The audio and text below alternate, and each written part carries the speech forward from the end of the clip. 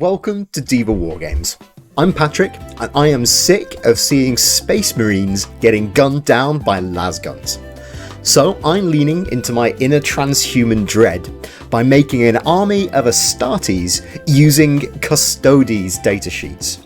24 of the Imperium's greatest heroes, individually kitbashed and painted, drawn from the 24 coolest chapters that the galaxy has to offer.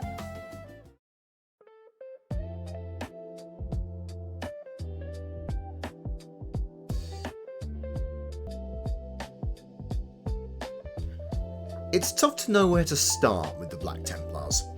They are simultaneously both the most numerous and the most German chapter of the Space Marines, with only a couple of possible exceptions, on the numbers front anyway. The Black Templars are quite a unique chapter. That's due to the fact that their deeply held belief that their Codex Astartes, the treatise that informs everything from the organisation to the tactics of normal Space Marine chapters, is for nerds. Through a healthy mix of creative interpretation of Imperial lore and pure flagrance, the Black Templars have a strength of about 5,000 or 6,000, as opposed to the 1,000 stipulated by the Codex Astartes. They get away with this by being permanently on crusade, which is the only condition that chapters are normally allowed to exceed their 1,000-strong number. That's not the only way they break with the Codex though. They also field non-standard Astartes squads called Crusader squads, composed of both Scout Marines, or Neophytes to the Black Templars, and Tactical Marines, Initiates to the Black Templars, with each Neophyte being mentored one-to-one by an Initiate in the crucible of battle. The chapter also follows the Imperial Creed, worshipping the Emperor as a god, which is highly unusual for the Astartes, who usually hold to Crusade-era ideologies of fanatical secularism. The Templars were founded right after the heresy, during the Second Founding. They are led by Sigismund, one of Rogal Dorn's top people.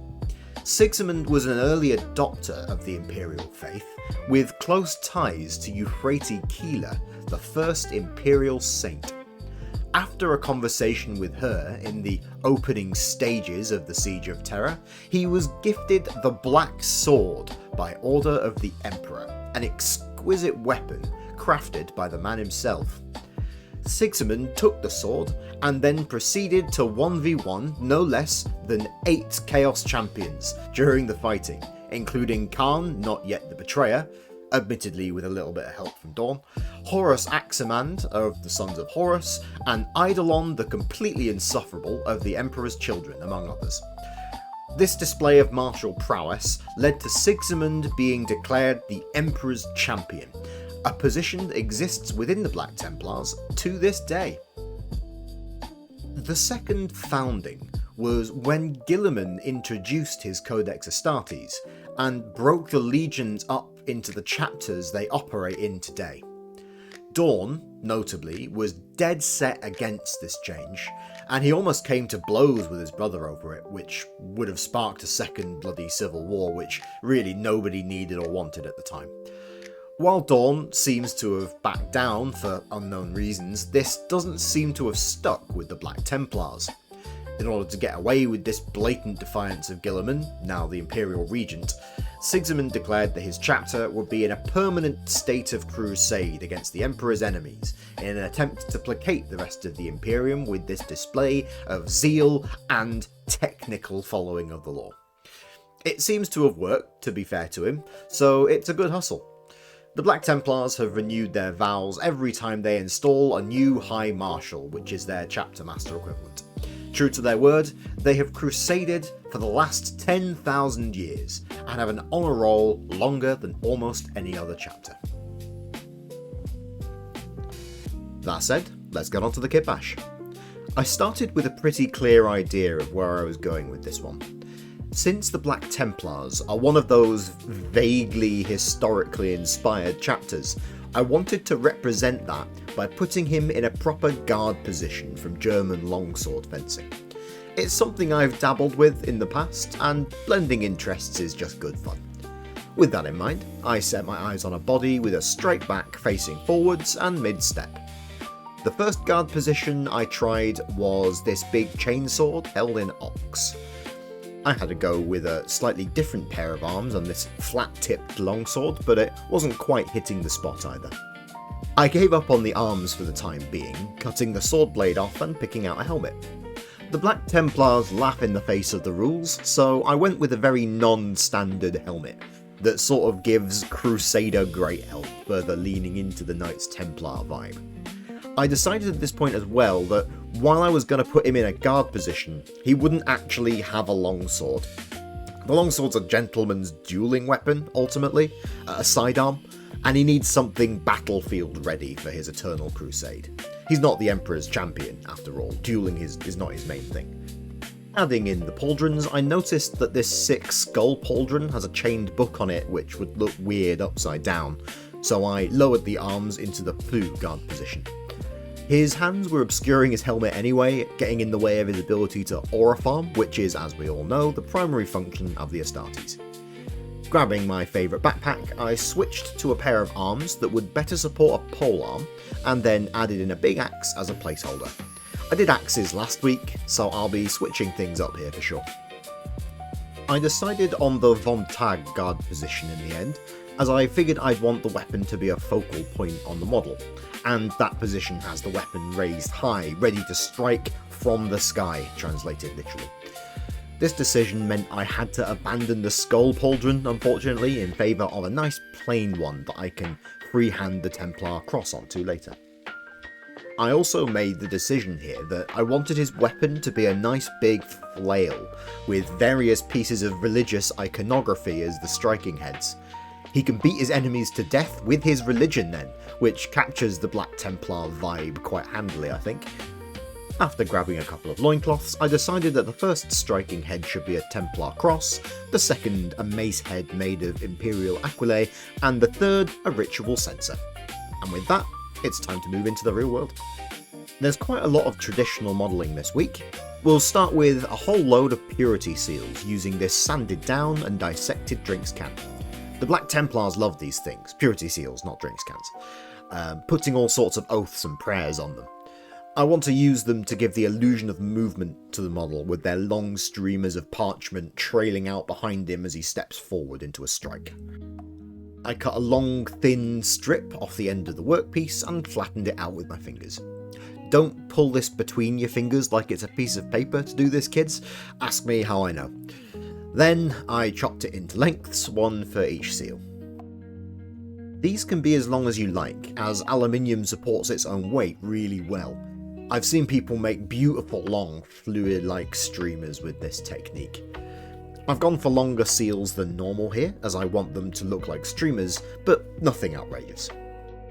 Once that's done, and I've got enough to cover the whole model, it's time to put creases into the metal so that it looks like parchment flowing in the wind. This is done by pinching the strip between my thumbnail and the pad of my finger, giving nice crisp creases. You need to put a roughly even number into each side so that the strip doesn't just turn into a circle. Once that's done, I coax the strip into a more fine-tuned shape and then simply superglue it onto the model. Placing these strips in an intelligent way is really important to sell the feeling of motion. If I get this wrong, it'll look like something's subtly off with the model and it really just won't have the desired effect. Generally, all the strips should be flowing in roughly the same direction as he's moving forwards, but some allowances have to be made for his extremities, which will be moving faster and not necessarily all in the same direction. I thought really carefully about how each body part should be moving in the position he's in, and how the air would be flowing around that position, and glued all the strips into place accordingly. The next step is to add wax seals to the parchment, which is what's keeping them in place in the fiction. This is really easy to do with some simple tools that any miniature hobbyist will have lying around in abundance. I grab some green stuff and carefully place a tiny blob onto the top of the seal and then press it down with the back end of a paintbrush, leaving an impression in the middle of the blob. This creates a nice wax seal shape. I've been meaning to make some skull or mechanicus cog stamps to do this with for a while, but I've just not got around to it. The rest of them getting done through the magic of video editing, I moved on to adding the chain for the flail.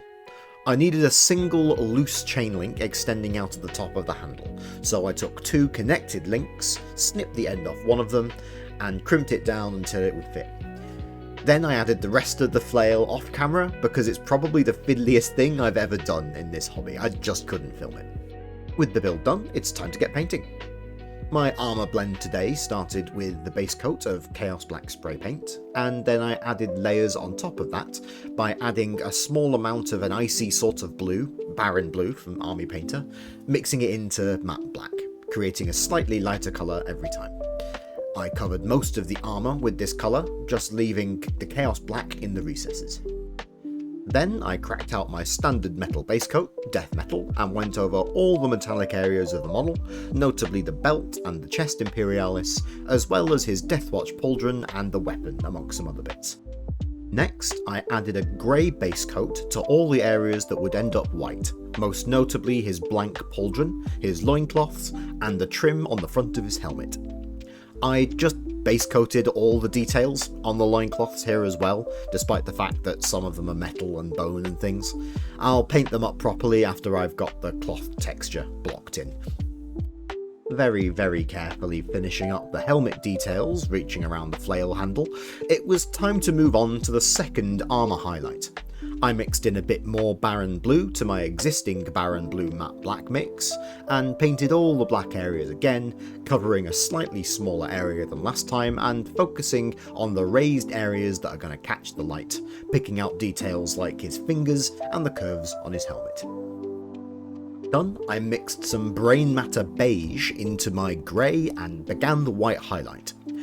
I don't want the white areas to top out at pure white here. The Black Templars tend to have a sort of off-white bony colour instead of pure white in the art. That might just be John Blanche's palette though, to be fair. If I'm going to take inspiration from anyone though, it should be the OG himself. With the greige, yes, that's a real colour, like it or not, already on my brush, I moved directly onto the second white highlight. I mixed some more brain matter beige into my grey, and painted a slightly smaller area again, making sure to use those short, sharp strokes against the direction of the fold on the cloth areas. After finishing that ever fiddly helmet face, I moved straight on to an almost pure brain matter beige for my top highlight for the whites.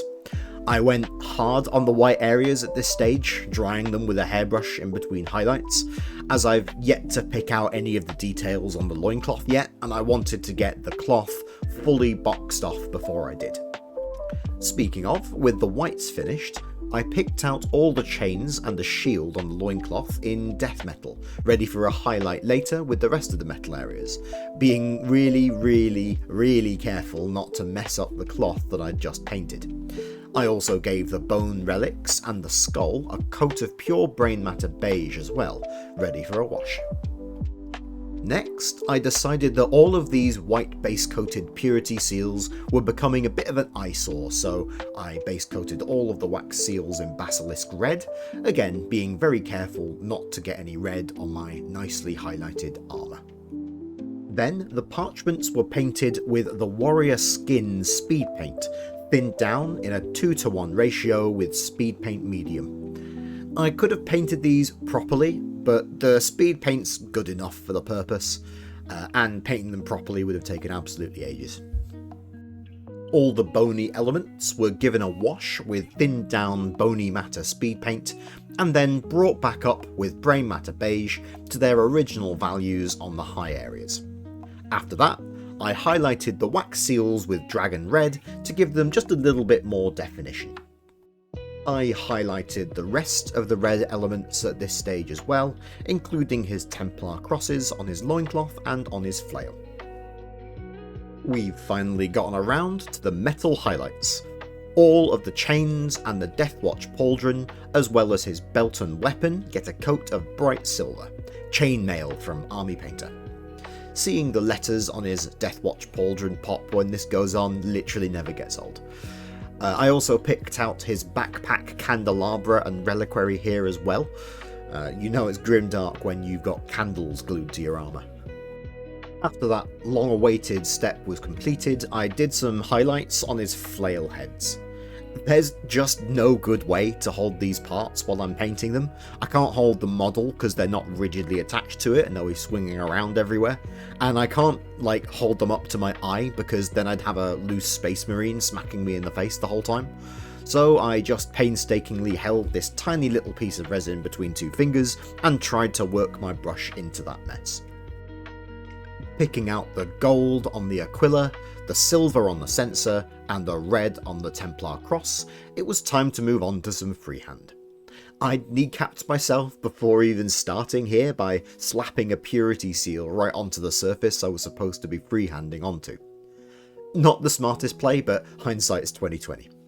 I outlined the rough shape of a Templar cross with a steady hand and a sharp brush, and filled it in with matte black, repeating the process for each of the 4 points of the cross, working around that purity seal.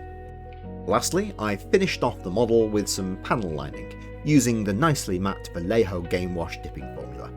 It's a genuinely awful product for dipping models into, but it's nice and thin and dries very matte, so it's good for this sort of thing. And with that, we're done. Remember, if you've enjoyed the video so far, leave a like and hit subscribe. It really helps small channels like this one get noticed. Anyway, this was the very last model in Tactical Squad Imperator. Only the character to go now, the Imperial Fist Sergeant. Next week is going to be a really big milestone, so keep an eye out for a special event video the week after, where I'll get the lads onto the tabletop. I won't drag this out any longer though. Let's have a look at those beauty shots.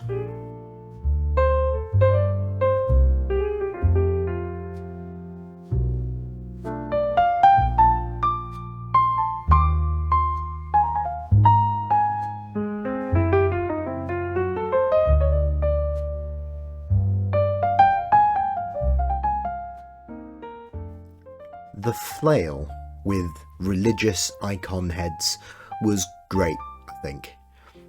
This is a Space Marine that's really gonna smash you about the head with his religion. The Aquila, the cross, and the censer are great symbols too, and they're a dynamic piece of the model on an actual chain, which gives the model a really unique look. The purity seals came out really well too, giving the Space Marine a real sense of motion. The seal in the middle of the pauldron also obscures the fact that my freehand was a little bit wonky, so perhaps it's a blessing in disguise, which feels quite appropriate really. The black armour came out well too, and actually reads as black rather than grey, which is a common problem when painting black armour. Overall, he gives Holy Crusader, which is exactly what I was gunning for, so I'd call this project a great success. I'll head over to Vlogging Me now for some closing thoughts. Alright then, well that's a wrap on another week, the last guy in the squad. I think if I was to do some self-criticism on this one, let me just grab him. I think that the flail was great. I really enjoyed the flail, like it wiggles around. I can whack wacky bobbles with them. I'm not going to do that. But if I'm going to do some self-criticism on this one, I think the armour is probably a little bit flat, honestly. I mean, it looks black, and that's good. But I think I just needed another level of highlight on it. The problem is, I was concerned if I did put another level of highlight on it, it would stop reading as black and would read as grey. So I just stopped there. It's not the end of the world though, it still looks good I think. But yeah, I think it's just something to bear in mind if I ever want to paint a black Space Marine again. I'm sure it'll come up. I don't know the rest of the chapters off the top of my head, but there we are. Well, in any case, thank you for watching. Like, comment, share, subscribe, do all that good stuff, and tune in next week for an Imperial Fist. Alright, that's all from me. Bye bye.